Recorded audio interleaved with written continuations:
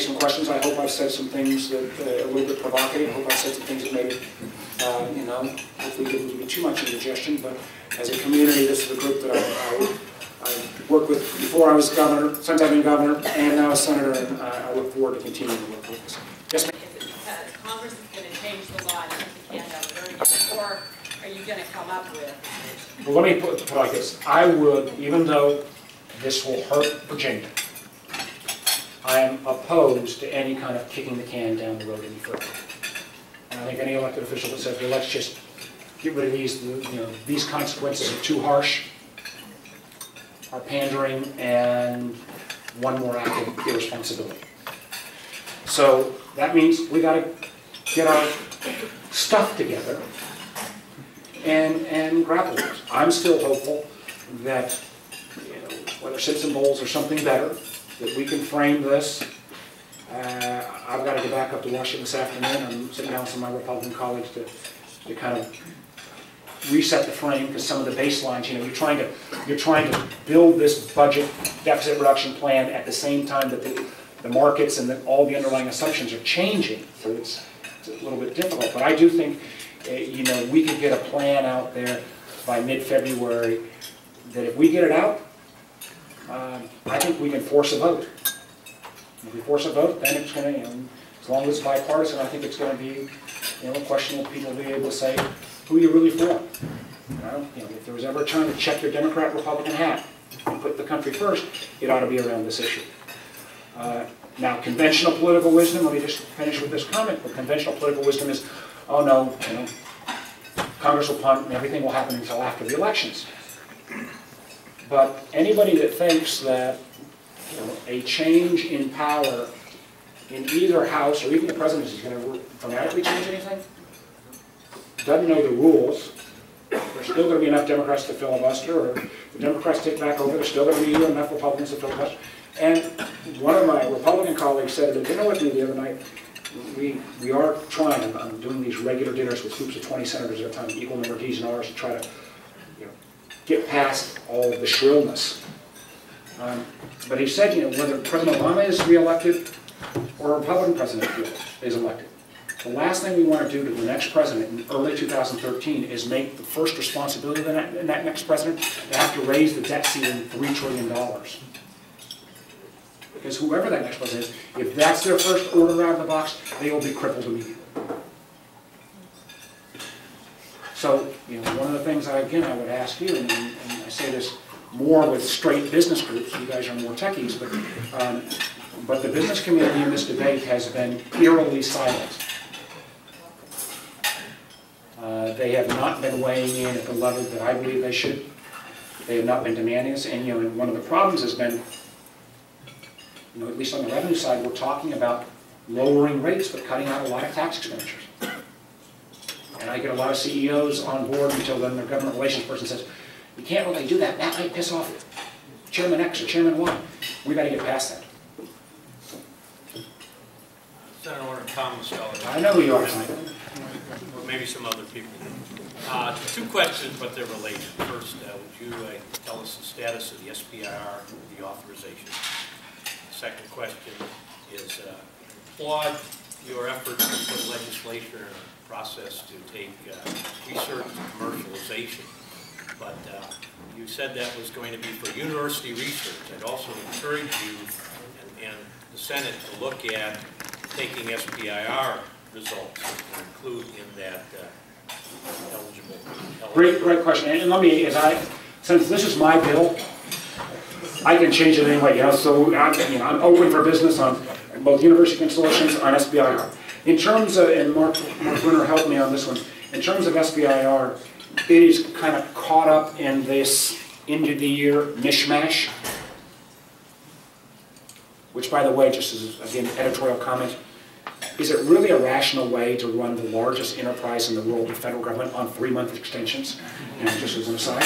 You know, and Tom, I think it is very much, there are a number of folks who put a hold on the SBIR initiative, and whether they will let that go, I think it's a flip of the coin. Do you have any better knowledge on that? That's where it is.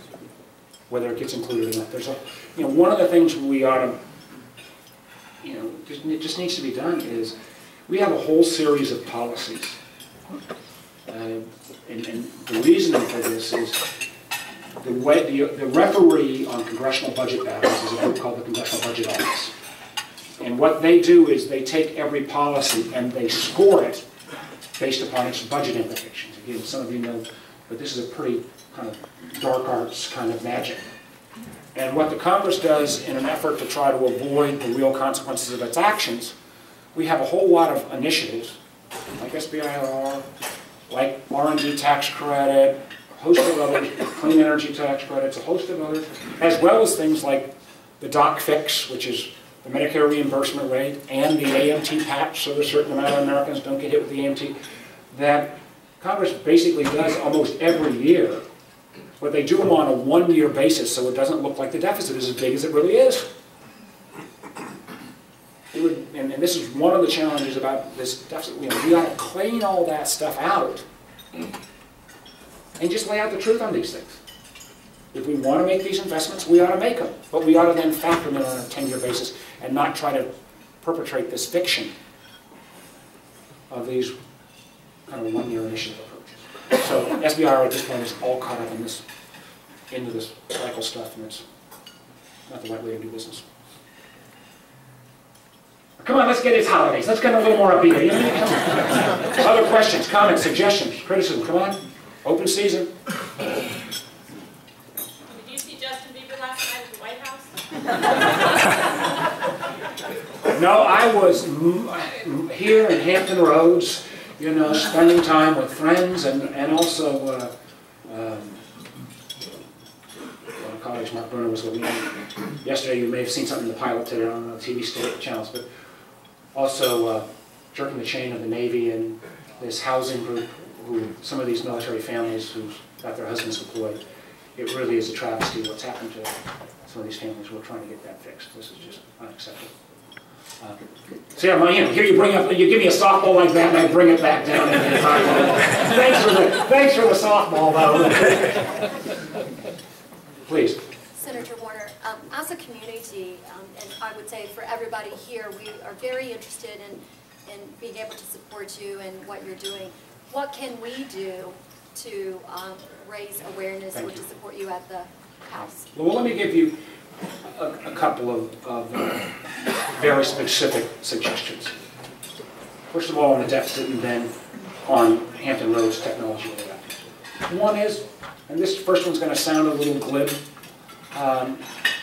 but it really becomes increasingly important in this internet-driven world where there is no screens or filters on information.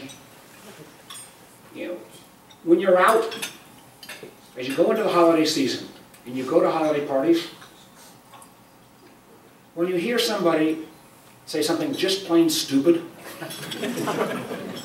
about politics or government or something you just know, don't let it go anymore. We really need to all have a little bit of responsibility on this, because what passes, the amount of stuff that I hear from folks, what passes is kind of as credible, is beyond the pale. And I see this from people who say, oh, we can solve this problem by just taxing the rich, we can solve this problem by just getting rid of waste and fraud. These kind of simplistic solution sets, particularly as folks who in technology, call it out. I also would urge you, all of you in this room who are Democrats, go find a Republican who's rational and reasonable on revenues, the need for revenues in the mix, and support it.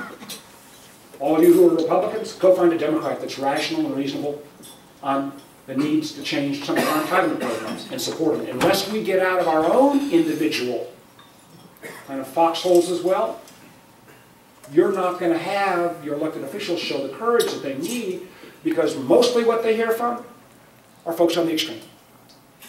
Until the last couple days before the debt debacle, I think we'll still go in history as one of the worst times ever when the political class in the country inflicted as much harm on the American economy.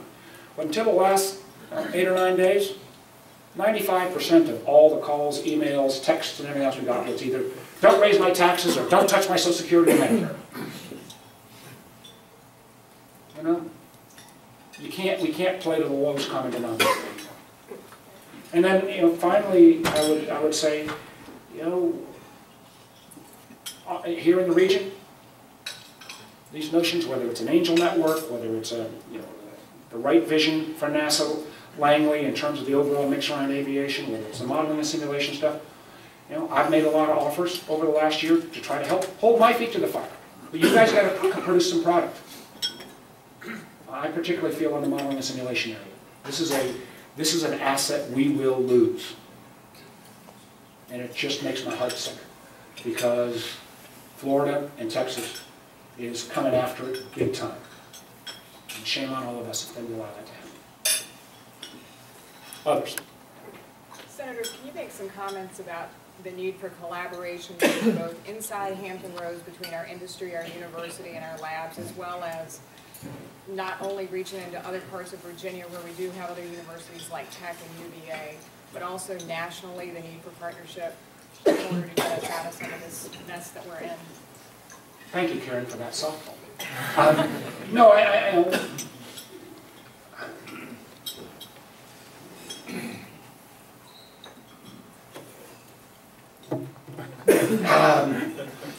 you know, no, I absolutely believe that Hampton Roads is the most undervalued asset we have, not only in Virginia, but maybe in America, in terms of the potential quality of life that is offered in the region. You know, the kind of growth that we've had, particularly from kind of intellectual capabilities out of the universities. I mean, we think about how Hampton has moved, we think about ODU's progress. You know, you got a world-class community colleges in both TCC and Thomas Nelson. You know, Norfolk State continues to make progress. You know, we've got a wonderful network here. There has been at times a reluctance of that network to partner with assets around the rest of the Commonwealth. And that's short-sighted. You know, keeping a certain university's name or something on a building or an institution might be short-term value, but it didn't long-term make enough sense. And being willing to say, all right, if we want to partner with assets outside the state as well, that ought to be part of the mix. And as I go through those assets, I mentioned all these others. One I didn't mention, which you know, is Wallops, which also has a tremendous resource. As a matter of fact, one of the, and this is where the kind of small stuff that you would never fully appreciate, and again, I hate to say this on tape, but when I was governor, we changed the name of Wallops to Mid-Atlantic Spaceport and entered into an agreement with Maryland. We got rid of the Virginia name. Now, some folks criticized me for that. It was probably one of the single smartest things we ever did. Getting Barbara Mikulski, who was the chair of the Appropriations Committee, to feel like it was partially hers was an enormous value. You know, we partnered together, so we need to do some of that here. We really need in region, because we've had it in a certain sense. I hesitate to say that, but in a certain sense, almost too easy, because we've had that great customer at DoD. And you know, through thick and thin, that customer has been there. They'll continue to be there, and we, you know, we've listened. I can advocate because we've already given at the office in terms of GIFCOM. When people look at other cuts, and let me assure you, we're going to protect Maryland. I made the case this week in an Army-Navy game about not moving our carrier and wasting $500 billion in Mayport. You know, I'm going to do that fight. But we also have to think about broadening the base in this community, and there's, you know, this is a great, great asset. I'd like to help sell it, but we've got to be willing to kind of get out of our, think a little bolder, think a little more transformative. And probably ruffle a few feathers. Please. I agree with 100% with what you said, particularly about the unused asset of Hampton Roads. And what we need to do to kind of get things re-energized here. You know, you're probably already aware that there are a number of people in this room that are quietly working, plotting and scheming behind the scenes to put together the elements to refire the tech venture entrepreneurship, the startup environment. And that, assuming that we're successful and we think we've got a real shot at that, we're probably going to bring together the elements, the angels, the entrepreneurs, and potential management team people, along with science and technologists sometime here, maybe this spring. Will you come and light the fuse if we put all those people in the building? I'll come and light the fuse, and you got an angel network, I'll even put some, pony up some dough. But let's, let's make it real, let's do it. We've had enough fits and starts, and things that we started and didn't pan out for a lot of various reasons, not just the fault of Hampton Roads. But I sense that the timing may be right to seriously relook at that, not just because of the problems of the economy, but there's a lot of energy. People are ready to do this. Well, I'm sorry. So, no, let me just say that a couple things. One is, you're right, this is not just a Hampton Roads problem. Most every one of the angel networks across the country have totally disappeared. A lot of the incubators have disappeared. I mean, a lot of the things we tried, public-private partnerships in this space, a lot of them just didn't pan out. Well, that doesn't mean as a former entrepreneur myself and as a former venture guy myself, that didn't mean you stop. It means you, think about a different plan and come up with a new model and try it again. My personal story is, everybody talks about, when people like Bob are kind enough to give me an invitation, they always say, former technologist, whatever. They forget the fact that my first two businesses failed miserably. I was flat broke living out of my car for a while. I've never seen a business plan that's ever hit metrics. So, for the region, let's try something again. And if there's an effort in the spring or whenever, sign me up. This is so terribly important because the DoD security basis, which is now 16–17% of our total federal spend, it exceeds the total domestic discretionary. That pot is going to go down. Again, we're going to do better than most other regions in the country, but this is not a long-term solid business plan to build that on that revenue stream, or particularly those growth of those revenues that we have seen in the last 10 years. Last bite, anybody else? Well, let me thank Technology Council. Let me thank all of you. And just recall two things. I've been, even with the assistance from Dr. Some of this can get pretty grim at times, but I, for one, would never, go short on our country or our Commonwealth. A lot of this conversation we're having around deficit and issues and structural problems. I mean, we had this same debate 20 years ago. The emerging Asian nation at that point was not China, it was Japan. Remember, Japan was going to eat our lunch. We had a declining manufacturing base. We had deficits that were going up. And what happened was, a guy like Ross Perot helped educate us. A guy like Bill Clinton helped force through a budget plan. Japan didn't eat our lunch. What we did best was America innovated. And through activities of people in this room, and particularly from the tech sector, telecom, IT, and elsewhere, we had an enormous resurgence. And where we are right now, people can get down. Our economy is still 3.5 times the size of China. Marginal increase, and we once again reclaim the #1 manufacturing status for the whole world. We still create more intellectual capital than the rest of the world combined. We still have the best and the brightest from all around the world wanting to be here. American personal balance sheets today are much healthier today than they were in 2008. Corporate balance sheets are 2x healthier. We got a lot of enormous assets.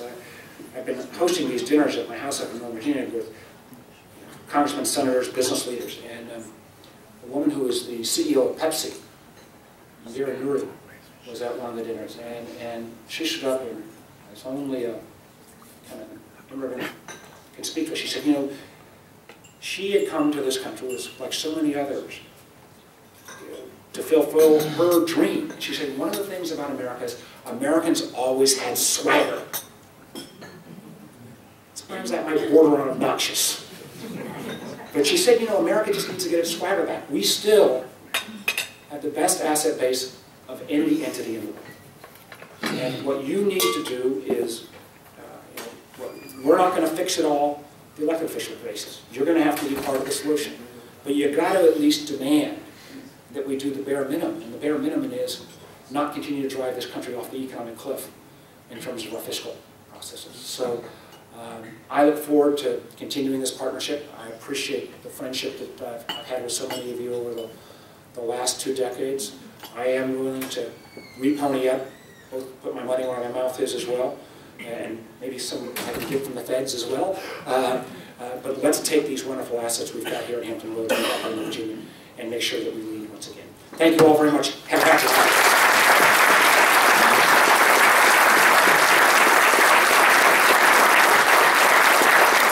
Thank you again, Senator. I have to say that one of your comments had really hit me to the heart. As an immigrant here to the U.S., I immigrated here in 1975, and I have to say that this is the only country that I could ever imagine where you come here with nothing and you have the ability to be somebody. So I really appreciate all that you do, and I want to say that THR, we will make a commitment to support you in all of your efforts. And to that note, I want to say that Steve Goad is a registered lobbyist for THR, and we just met just last week. So it's his fault, lobbyist. he's I've got the camera. He's still learning. But we really would like to have anyone and everyone in this room who would like to become a part of our efforts and really learning more about what's going on in your office and to be able to support you. So please, if you are interested in becoming a part of this group and working with us and with the Senator and making this region a better entrepreneurial technology region, please join us. Thank you again, Senator.